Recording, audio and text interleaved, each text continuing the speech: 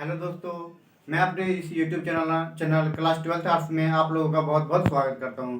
दोस्तों, आज हम लोग एंशिएंट हिस्ट्री का टॉपिक अशोक से रिलेटेड क्वेश्चन को लेकर के आए हुए हैं, जो आप लोग को एग्जाम में पूछा जाता है। दोस्तों, अशोक से रिलेटेड क्वेश्चन आज हम लोग दो क्वेश्चन को पढ़ेंगे।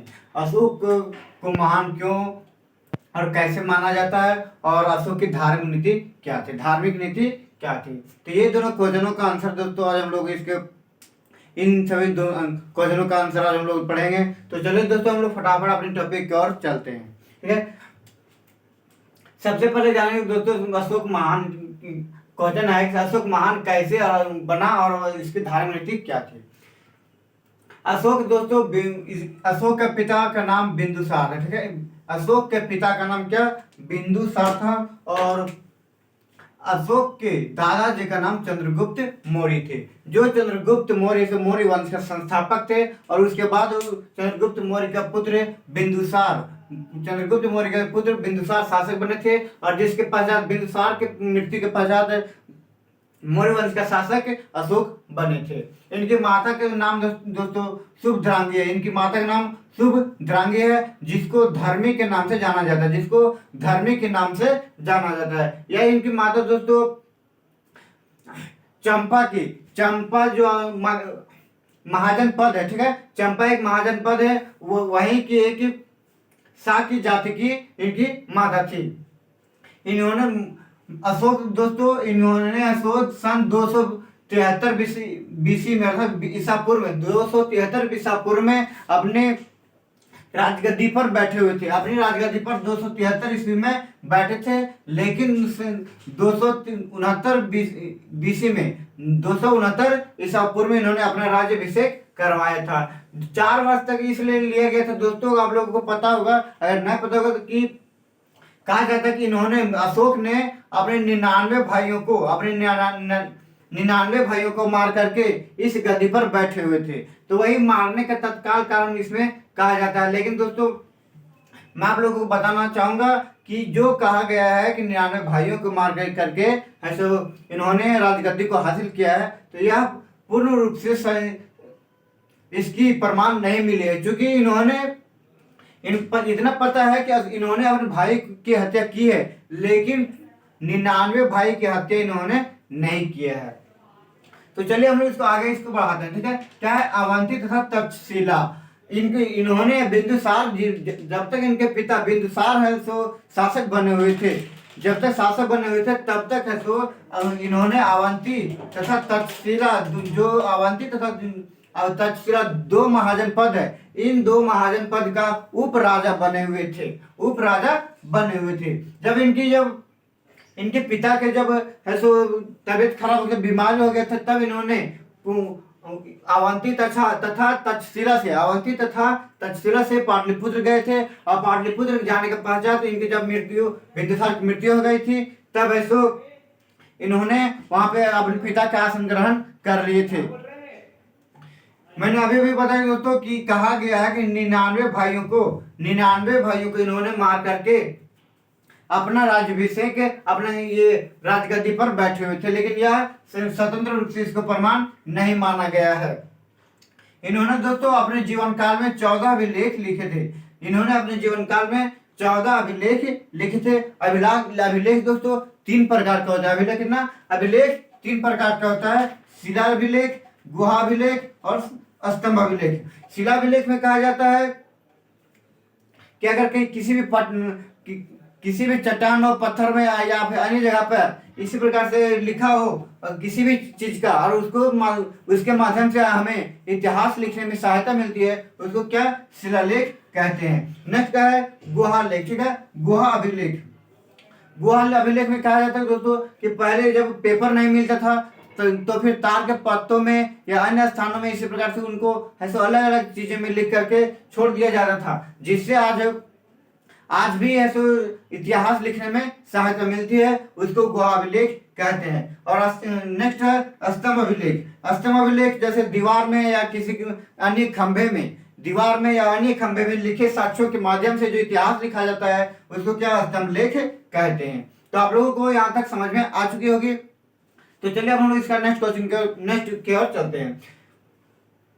दोस्तों इनकी पत्नी का नाम देवी था, इनकी पत्नी का नाम देवी था। जो इनकी एक और अन्य नाम है वेदी महादेवी कहा गया था। इनकी पत्नी को वेदिस महादेवी भी कहा गया था।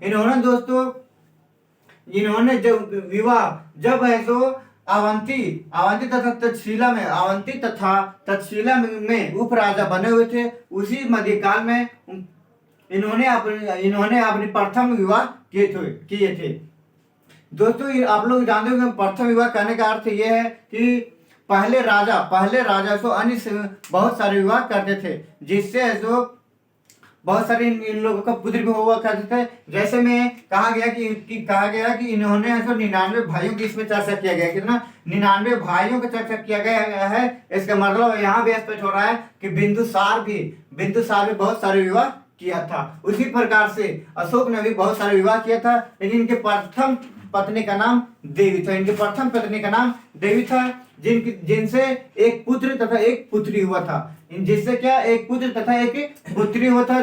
पुत्र का नाम महेंद्र था। पुत्र का नाम महेंद्र था और पुत्री का नाम संघमित्रा थी और पुत्र का नाम महेंद्र था। दोस्तों मैं आप लोगों को इसमें ये दोनों का टॉपिक इसलिए किया है क्योंकि इससे रिलेटेड क्वेश्चन आगे मैं फिर से आप लोगों को बताऊंगा। जब दोस्तों बिंदुसार चंद्रगुप्त ये मौर्य वंश का शासक थे, तब बिंदुसार है सो अपने पुत्र अशोक को शासक बनाने की उम्मीद नहीं रखते थे। वे सोच रहे थे कि अपने सुसीम नामक पुत्र को वह शासक बनाना चाहते थे। अपनी मृत्यु के पश्चात है सो सुसीम नामक पुत्र को ऐसो शासक बनाना चाहते थे। लेकिन जब इनकी मृत्यु हो गई तब है सो अशोक ने अपने 500 सेनापतियों की सहायता से और अन्य सभी राजनीतिज्ञों की सहायता से अशोक है सो राजगद्दी पर हासिल कर लिया था। और इसी सुसीम को राजगद्दी पाने के लिए अशोक ने इसकी हत्या की थी और इसके साथ कुछ भाइयों को की भी हत्या किया गया था। चूंकि दोस्तों जब इनकी मृत्यु के पश्चात इनके अन्य भाई भी इन पर हस्तक्षेप करने लगे थे, तब अशोक को मजबूरन उनको भी हत्या करनी पड़ी थी। तो आप लोगों को समझ में आ चुका होगा दोस्तों यहाँ तक। तो चलिए हम लोग इसका नेक्स्ट की ओर चलते हैं। क्या कहता है? मस्की तथा गुज्जर। ये दोस्तों मस्की तथा गुज्जर है। तो मैंने अभी बताया कि अशोक अपने जीवन काल में 14 अभिलेख लिखे थे। क्या 14 अभिलेख लिखे थे, जिसमें से एक मस्की भी है और दूसरा एक गुजरा भी है। जैसे इन मस्की तथा गुजर में अशोक को अशोक नाम दिया गया है। लेकिन अगर इसको पुराण में देखा गया है तो अशोक को अशोक वर्धन के नाम से जाना गया है। अशोक वर्धन के नाम से जाना गया है। जब दोस्तों इन्होंने अपनी 273 में गद्दी पर हासिल किए थे, लेकिन 269 में अभिषेक करवाए थे। तब जब 269 में अभिषेक करवाने के पश्चात इसके ठीक 8वें वर्ष बाद इन्होंने 8वें वर्ष बाद 261 ईसा पूर्व में कलिंग पर युद्ध किए थे, जिसकी राजधानी तोंसली पर अधिकार भी कर लिए थे। जब 261 में इन्होंने कलिंग पर युद्ध आक्रमण कर दिया, तब उनकी राजधानी पर अपने क्या अधिकार कर लिए थे।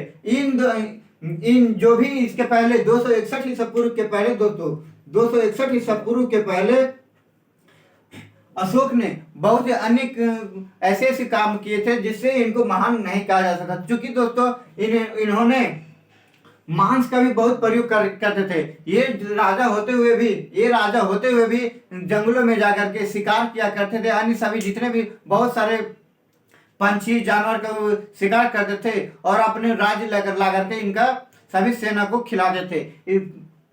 जो कि दोस्तों अगर यह कार्य बौद्ध धर्म में इसकी चर्चा नहीं किया गया था और इस कार्य को बौद्ध अशोक मानते थे दोस्तों। और जब 261 ईसा पूर्व में कलिंग का युद्ध हुआ था, उसके पहले अशोक शैव धर्म को मानते थे। कौन से धर्म? शैव धर्म को मानते थे। जब शैव धर्म को मानते थे, और जब ये या कलिंग का युद्ध हुआ था, कलिंग का युद्ध होने के पश्चात उनको एक बौद्ध भिक्षुक मिल गए थे, कल एक बौद्ध भिक्षुक मिल गए थे जिसका नाम उपगुप्त था। एक बौद्ध भिक्षुक का नाम क्या था? उपगुप्त था। इन्हीं उपगुप्त के माध्यम से अशोक को बौद्ध धर्म के माध्यम से बौद्ध धर्म की क्या दीक्षा मिली, दीक्षा से ज्ञान की प्राप्ति हुई। और इसी ज्ञान की प्राप्ति के पश्चात अशोक ने अपने किए कराए पर बहुत ही पछताए, और पछताने के पश्चात अशोक इस अपने जितने भी पाप किए थे उनको धुलने के लिए सारे जितने भी जो पहले प्रत्येक दिन बहुत सारे जानवरों की हत्या, जानवर पशुओं की हत्या की जाती थी, वे सभी को छोड़ दिए। और वे सभी के लिए उन सभी जानवर एवं पशु पक्षियों के लिए अगर चिकित्सा खोला गया था, तो अगर किसी भी पशु पक्षी की अगर बीमारी होती थी तो वे सभी के लिए इलाज के लिए हॉस्पिटल अर्थात अस्पताल खोला गया था। इसी प्रकार के दोस्तों प्रत्येक महाजनपद में इन्होंने सारा यह नियम लागू कर दिए थे। और अन्य प्रकार से इन्होंने पहले जो या हिंसा का प्रयोग करते थे, पहले इन्होंने क्या हिंसा करते थे, उस हिंसा को छोड़कर अहिंसा में बदल गए थे। क्योंकि बौद्ध धर्म के अनुसार दोस्तों हिंसा एक बहुत ही कर्मकांड काम थी। जब उसके बाद दोस्तों 10वें वर्ष जब 10वें वर्ष हो गया था, जब 8वें वर्ष बाद क्या किए थे? कलिंग पर आक्रमण किए थे। और 10वां वर्ष हुआ था तब इन्होंने बौद्ध गया गए थे जहां पर महात्मा बुद्ध को क्या ज्ञान की प्राप्ति हुई थी। अब ज्ञान की प्राप्ति हुई तो वहां पर इसलिए गए थे क्योंकि मैंने अभी भी बताया कि 261 ईसा पूर्व में, जब जैसा 261 ईसा पूर्व में तो कलिंग पर आक्रमण किए थे, जब बहुत सारे व्यक्तियों को वहां पर इन्होंने वीर गति को प्राप्त करवा दिया, अर्थात बहुत सारे व्यक्तियों को, बहुत सारे सेनाओं को मार दिए, तब इनको अपने आप में बहुत बुरा लगा था। और बुरा लगने के पश्चात जब इनको एक उपगुप्त भिक्षु मिले थे, बौद्ध धर्म के थे, उनके माध्यम से इनको ज्ञान की प्राप्ति हुई थी। तब इसको बौद्ध धर्म के शैव धर्म को छोड़ करके बौद्ध धर्म को मानने लगे थे। उसके 10वें वर्ष बाद अर्थात 261 के ठीक 2 वर्ष बाद, 10वें वर्ष बाद अर्थात 261 के ठीक 2 वर्ष बाद ऐसे बौद्ध गया गए थे घूमने के लिए। उसके बाद ऐसे इसके फिर 2 वर्ष बाद अर्थात 12वें वर्ष के बाद ऐसे लुम्बिनी गए थे जहां पर महात्मा बुद्ध की जन्म हुआ था। और इसी लुम्बिनी में जाने के पश्चात वहां पे जितने भी अगर 8 रुपये कर लिया जाता था, अगर वहां पे 8 रुपये कर लिया जाता था तो 8 रुपये को हटा करके 1 रुपये कर लिया जाने लगा था। इस प्रकार से दोस्तों जब अनेक सारे कार्य बहुत महात्मा बुद्ध के माध्यम से इनको जब अनेक प्रकार के कार्य को समझ में आए, तब ऐसो सारे कर्मकांड जो पहले करते थे उनको छोड़ करके एक अच्छे मार्ग को अपनाए थे। और अपने जितने भी प्रजाति वे सभी के लिए एक बहुत ही अन्य प्रकार से किसी प्रकार से भी परेशानी होती थी, वे सभी परेशानियों का सामना करते हुए इन्होंने उनके परेशानियों को सुलझाया करते थे। मैंने अभी बताया था दोस्तों कि इन्होंने 14 अभिलेख लिखे थे। कितना? 14 अभिलेख लिखे थे। तो 14 अभिलेख दोस्तों इन्होंने ब्राही, खरोष्टी, ग्रीक तथा अरमाइक भाषा में लिखा करते थे। ब्राही, खरोष्टी, ग्रीक तथा अरमाइक की भाषा में लिखा करते थे, जो दोस्तों बहुत दिनों तक इन सभी भाषाओं से रिलेटेड जो भी अभिलेख थे उनको नहीं पढ़ा जा सक रहा था। लेकिन सन 1837 ईस्वी में, कब? 1837 ईस्वी में जेम्स प्रिंसेप के द्वारा पढ़ा गया था। प्रथम बार कब? 1837 में जेम्स प्रिंसेप के माध्यम से पढ़ा गया था। और इसमें 14 अभिलेख में से दोस्तों सबसे बड़ा अभिलेख, 14 अभिलेख में से सबसे बड़ा अभिलेख 7वां अभिलेख था। सबसे बड़ा अभिलेख क्या था? 7वां अभिलेख था। तो दोस्तों यहाँ तक आप लोगों को समझ में आ चुकी होगी कि किस प्रकार से इनको महान क्यों कहा गया था और इनको धार्मिक नीति क्या थी। तो धार्मिक नीति के पश्चात की और है दोस्तों कि जब इन्होंने बौद्ध धर्म को, ठीक है, बौद्ध धर्म को अपना लिए थे, तो उनको बौद्ध धर्म के प्रचार प्रसार के लिए इन्होंने देश में प्रचार तो किए ही थे, लेकिन विदेश में भी जाकर के प्रचार प्रसार कर रहे थे। इन्होंने विदेशों में है तो अपनी बौद्ध धर्म के प्रचार के लिए अपने पुत्र महेंद्र तथा किसको अपने पुत्री संघमित्रा को श्रीलंका भेजे थे। बौद्ध धर्म के प्रचार के लिए अपने पुत्र महेंद्र तथा अपनी पुत्री संघमित्रा को श्रीलंका भेजे थे, जिसके माध्यम से आज भी ऐसे वो श्रीलंका में बौद्ध धर्म को माना जाता है। तो दोस्तों इसी प्रकार से अशोक ने बौद्ध धर्म को अपनाकर पूरे भारत तथा अन्य देशों में जैसे चीन तिब्बत में भी इस बौद्ध धर्म को प्रचार प्रसार किया गया था इसी अशोक के माध्यम से। तो आप लोगों को समझ में आ चुकी होगी दोस्तों कि इन सभी क्वेश्चनों का आंसर किस प्रकार से देना है। तो चलिए दोस्तों आप लोग फिर मिलेंगे इसी के अगले वीडियो में, तब तक के लिए आप जय हिंद जय भारत।